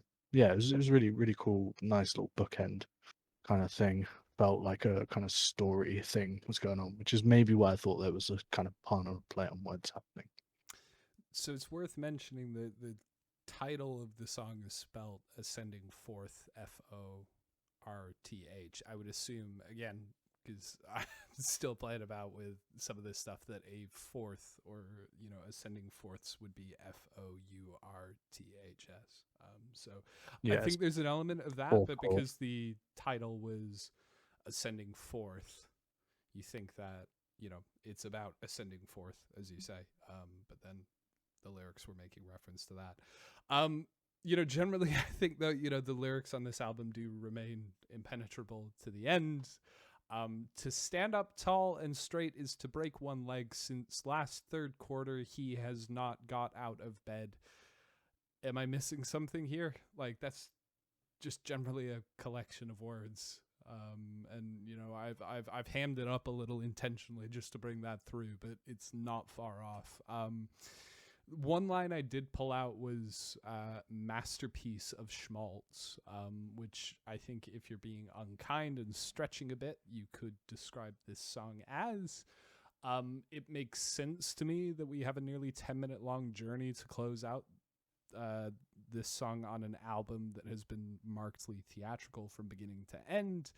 But coming to this album and having not heard the singles, I think you could have played me this song separately to this, and I never would have identified it as a Black Midi song.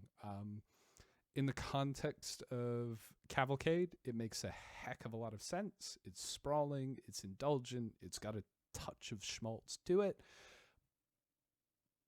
And, maybe doesn't sound far off a masterpiece as of a closer for this album, at least.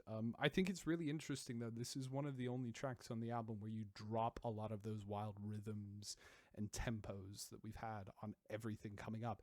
It plays it relatively straight, doesn't it? I thought so, yeah. I mean, I'm sure if when Brad gets back, he'll be able to tell you something different that we couldn't hear, because this band is always doing things and hiding them as well at the same time. It's not always as in your face as you think, kind of thing. The only thing I felt kind of let down about this song is that it promises so much. It builds over and over and over again, and then lets you back down, like you're letting the air out of a balloon or something. And kind of by the 7-minute mark, I'm losing hope that it's ever gonna really crescendo in any way, or it's gonna have that moment. It does eventually build, and it comes around the 9-minute mark. But it just doesn't feel as good as it should after that much kind of build. So that was a little disappointing for me. I was hoping for one last like huge moment, but it never really comes.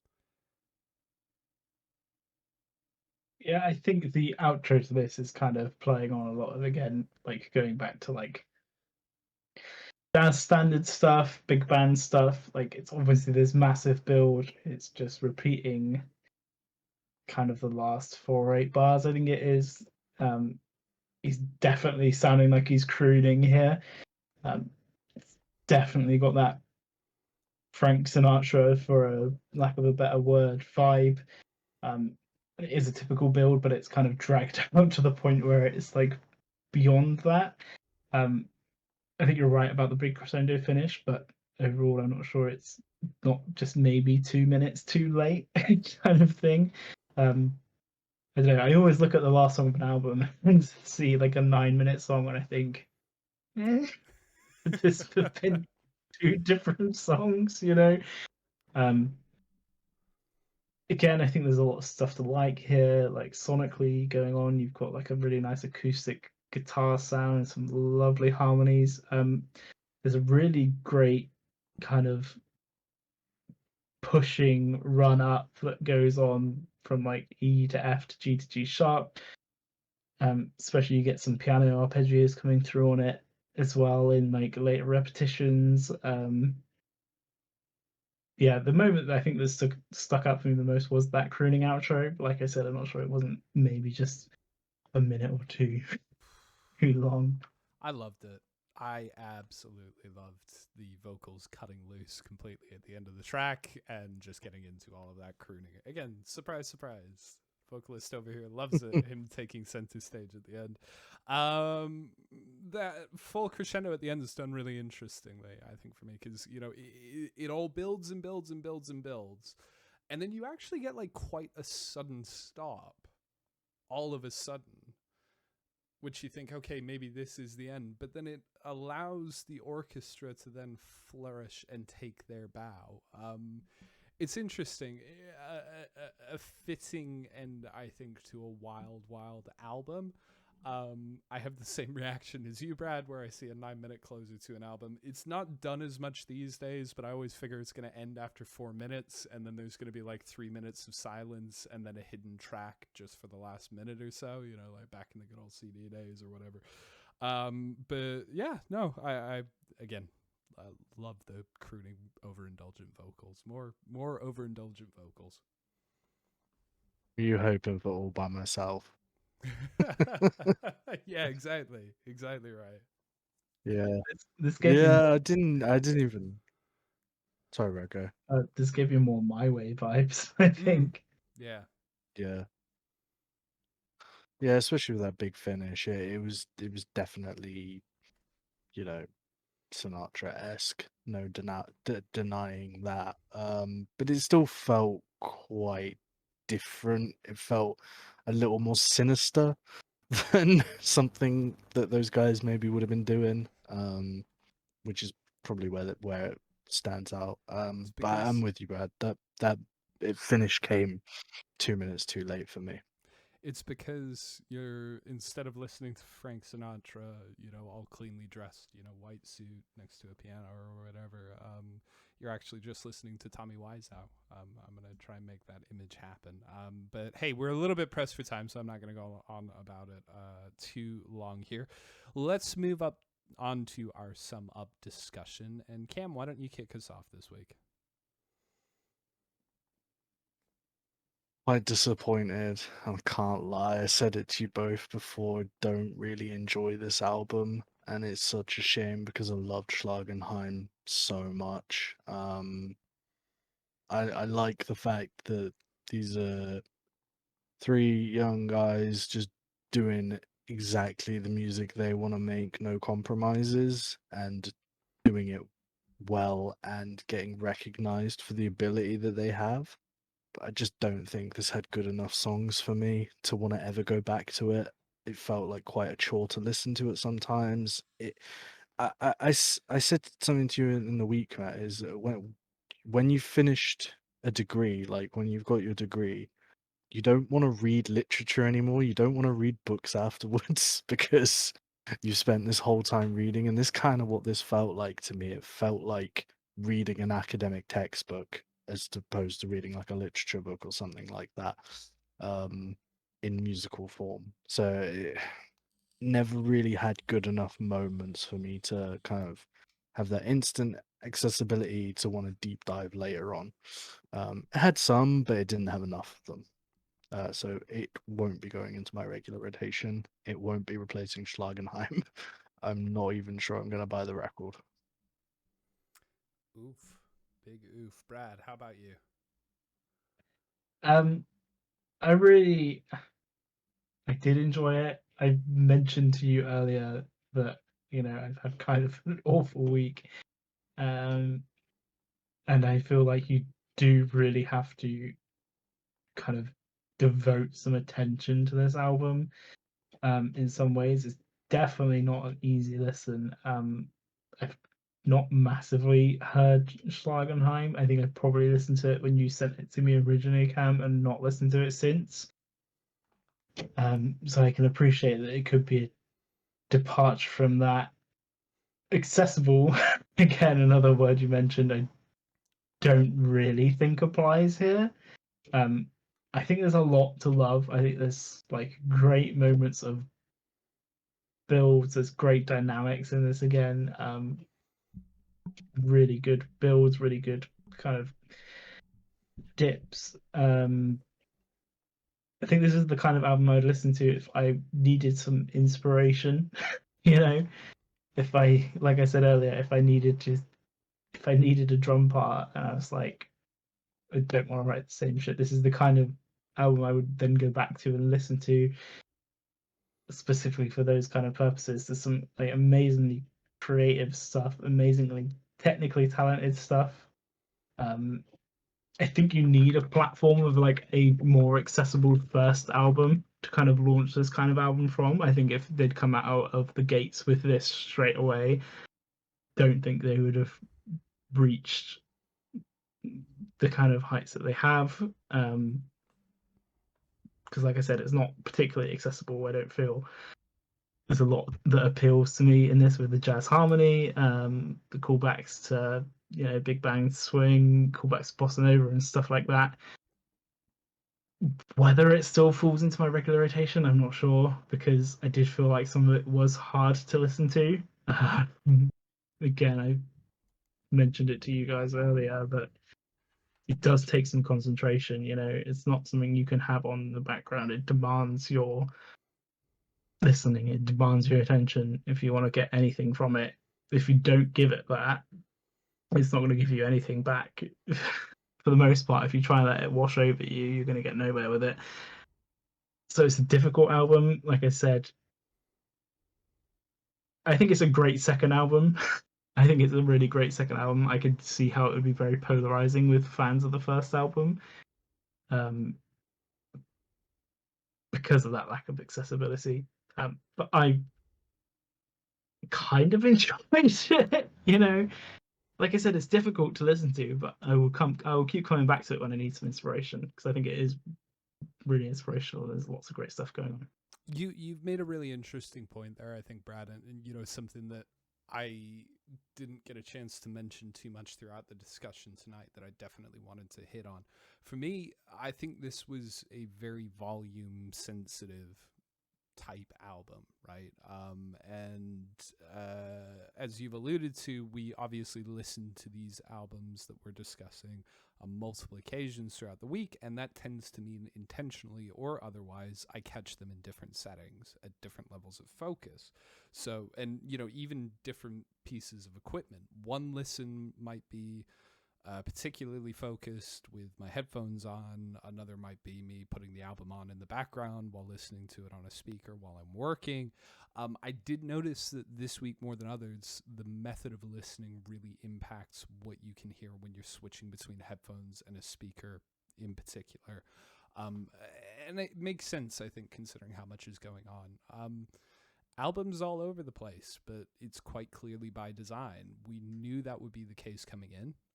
I've done it at points tonight, but the more I think about it, the more unfair I think it is to compare it directly to Schlagenheim, aside from these are two albums from one band. They clearly set out to make a different album this time around, and that's probably a good thing. I suspect Black Midi could have written another Schlagenheim in their sleep, that artsy folk and Six Music listeners and others would have applauded. They would have won a bunch of awards, but I sincerely doubt that this is what this band is about. They've made a distinct piece of art. And as I often realize when I walk into a gallery, I am woefully underqualified when it comes to understanding and interpreting art. I've said this before. I'm sure I'll say it again in the future. A week isn't enough time to get to the core of what this album is and, what this album is going to do. It's probably a bit too unfocused for my own personal taste for me to go back to it time and time again and start divining that meaning. And therefore, I don't think it would make my personal rotation. But I think for those that do, it probably won't disappoint. I think either way, I'm still happy that I got to go along this journey, particularly because it was so theatrical in places. And I'm sure I'll buy tickets again the next time the Black Midi Circus rolls into town. Oh yeah, 100%. This has not put me off seeing them live. I would love to go see this band live just to watch the drummer perform, I think, more than anything else, because I think that would be, pretty something special. I don't disagree with anything you said, honestly. I think I probably made the mistake of expecting Schlagenheim 2, when that was clearly never going to happen in retrospect, because of who this band is. Yeah, difficult one. Maybe this is an album that will grow on repeated listens. And maybe I'll come back to it in another setting, or just a song from it will come on, or I'll put track 6, which the name of I've forgotten already, Dethroned. on, and it'll grow. But yeah, I'm Dethroned. Yeah, Dethroned. That's the one. And maybe it will sink in that way, because you're right. A week is not enough. I mean, I could spend many a musical lesson with Brad or with another music teacher unpacking just one of the songs from this album, and you'd still never learn everything that was happening in it. You'd still never understand all the theory, all the technique and stuff like that. So a week is never going to be enough time to make a fully informed decision. But that's what we've got. Actually, we didn't have just a week, we had 9 days, so maybe that's something. It's a good point. 9 days. Well, we only picked it on Friday, so we didn't actually know we were going to be doing it. So we did only have a week, really. Yeah, there is so much to unpick in this. If you really want to dive down into the nitty gritty of it, I get the feeling that these guys don't think that way. It's so effortless and it's so natural to them. It's not they've thought about every beat and every fucking harmony they've played. It's what sounds good to them based on what they've listened to and the stuff they're into. It never feels like it's forced into being technical, even though a lot of it is outside of the kind of pop harmony that we're so used to hearing. But yeah, I think It's surely got to be a degree of muscle memory, though, hasn't it? Because as much as you're saying this is just what sounds good to them, etc., they've not really thought about it. They've not had to think about it. There must be a degree of, because they're so familiar with it, because they know the theory, because this is the way they play, that just seeps in quite naturally, in a way that if I wanted to write something like this, I'd have to sit down, think it, and plan it out, kind of thing. So maybe they didn't have to sit down and plan it out, but I think because it's so precise, then there must be some element of that. the famous quote, and I'm not sure.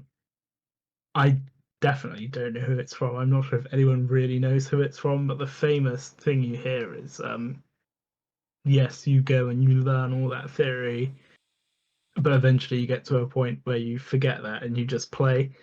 And it is clear that these guys have put in the time to learn the theory, but I think at this point they have kind of thought they've forgotten it, but they're not consciously thinking about it when they're writing. It's so ingrained from the music they listen to and from stuff they've written before, it's so ingrained that they don't have to think about it that way. If you kind of get what I mean, because it feels so natural and so effortless. There are so few moments where I can draw an American football comparison to some of the music that we're talking about. But, you know, when you're playing American football, it's quite a mental game. And you often say that the point where you stop thinking about playing American football is the point where you become a football player, right? It's the exact same thing there. And, you know, I get the sense the level that these guys are operating on across 2 albums, they're probably, as you say, not actively thinking about the theory. They're just playing at this point. But yeah, you know, hey, we've all had these albums where we've gone, a week isn't enough with this. So, you know, with any luck, we'll all get the chance to go back and listen to some of these as we go forward. And who knows, there may even be a piece of content in that yet. We'll find out. But I think for now, we should probably leave Cavalcade behind and start looking ahead to next week. And I started to notice that there's a number of albums over the coming weeks that I'm genuinely quite excited about. Looks like we're coming up to a real boon period and some tough decisions to make over the next few months. But what are we thinking about for next week? I think there's 4 contenders for next week. It's a really difficult. I'm gonna leave it up to you guys to pick between you, because there's the Japanese Breakfast album. The last one, Soft Sounds from Another Planet, was just absolutely phenomenal album. So that, you know, the new one, Jubilee, is bound to be good. Although actually, having just been through tonight, maybe it won't be. You know, the last one was good, so we'll go with that. There's the new Wolf Alice album. Can't lie, haven't been too excited by the singles, but do really love that band and their previous work. Lloyd Banks released an album today. I don't know if you're overly familiar with him, but he, someone will correct me in chat if I'm wrong, but was a former G Unit member. Is kind of having a bit of a renaissance with this new kind of hip hop as soon as you movement that's said, going along. as soon as we were talking about albums released next week, Dreadlocks chimed in. Lloyd Banks of G Unit fame dropped a very good album today. There you go. Yeah, so it'd be quite an interesting one, because obviously a veteran of the scene, did some not to my taste music with G Unit in the past, but is now doing kind of more stuff with the likes of Rock Marciano, Benny the Butcher, kind of, you know, that kind of style. And then there's another hip hop album by a guy called Peter Rosenberg, who I'm not familiar with, but there's a lot of hype behind, so that might be exciting. So that's the 4. What do you want to do? Well, when I was looking at the list, was drawn to the Wolf Alice album just simply because that's a band that I know of. That's a band that I've heard a couple of songs from in the past, but I don't think I've ever sat down and listened to a full Wolf Alice album. But, you know, I guess we've gone very guitar driven over the last few weeks. It's been a little while since we picked up a hip hop album. That might be a nice change of pace. Brad, where are you falling down? Yeah, I'm not really ready to be disappointed by a Wolf Alice album. I don't think I'm gonna handle that. So I think this former G Unit number album sounds like a good shout to me. Fantastic. So I think Lloyd Banks is the way that we are going down.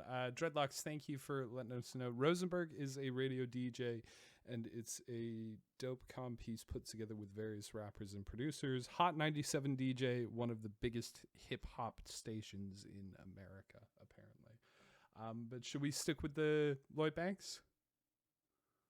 Yeah, I'm quite interested in the Lloyd Banks one, because, like I said, his previous work is very sort of G Unit kind of driven. Everyone knows 50 Cent, obviously. That's not the kind of hip hop I'm really into. I never really vibed with it.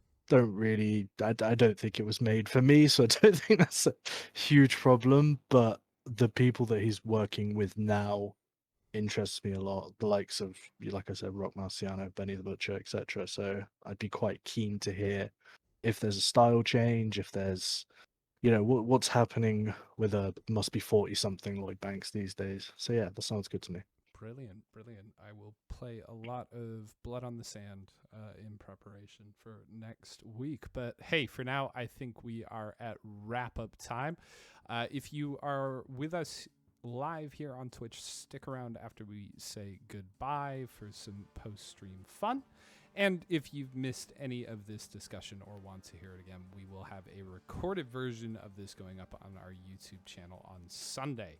If you are watching that recorded version, then we'll be going live again next Friday at 8 p.m. GMT with another album review. And shout out once again to Millie Draws a Lot on Instagram, spelled with a Y, for all of our wonderful graphics. If you want more Black Midi, head over to their website, bmblackmidi.com. And if you want more Ballpark music, then you can follow us here on Twitch, subscribe to us, hit the bell on YouTube. And check out our link tree. That's at /BallparkMusicUK, where you can find all of our socials. Cam, did you enjoy it tonight? Very much so. Thought it was a good discussion, and yeah, a band I really like, although I didn't enjoy this album as much. And Brad, did you enjoy your first concerted dose of Black Midi? No, I hate doing this, man. I hate talking to you guys. It's never fun. That's where I am every week, every single week. No, I have had a lot of fun. As always, we will see you all next time. Stay safe.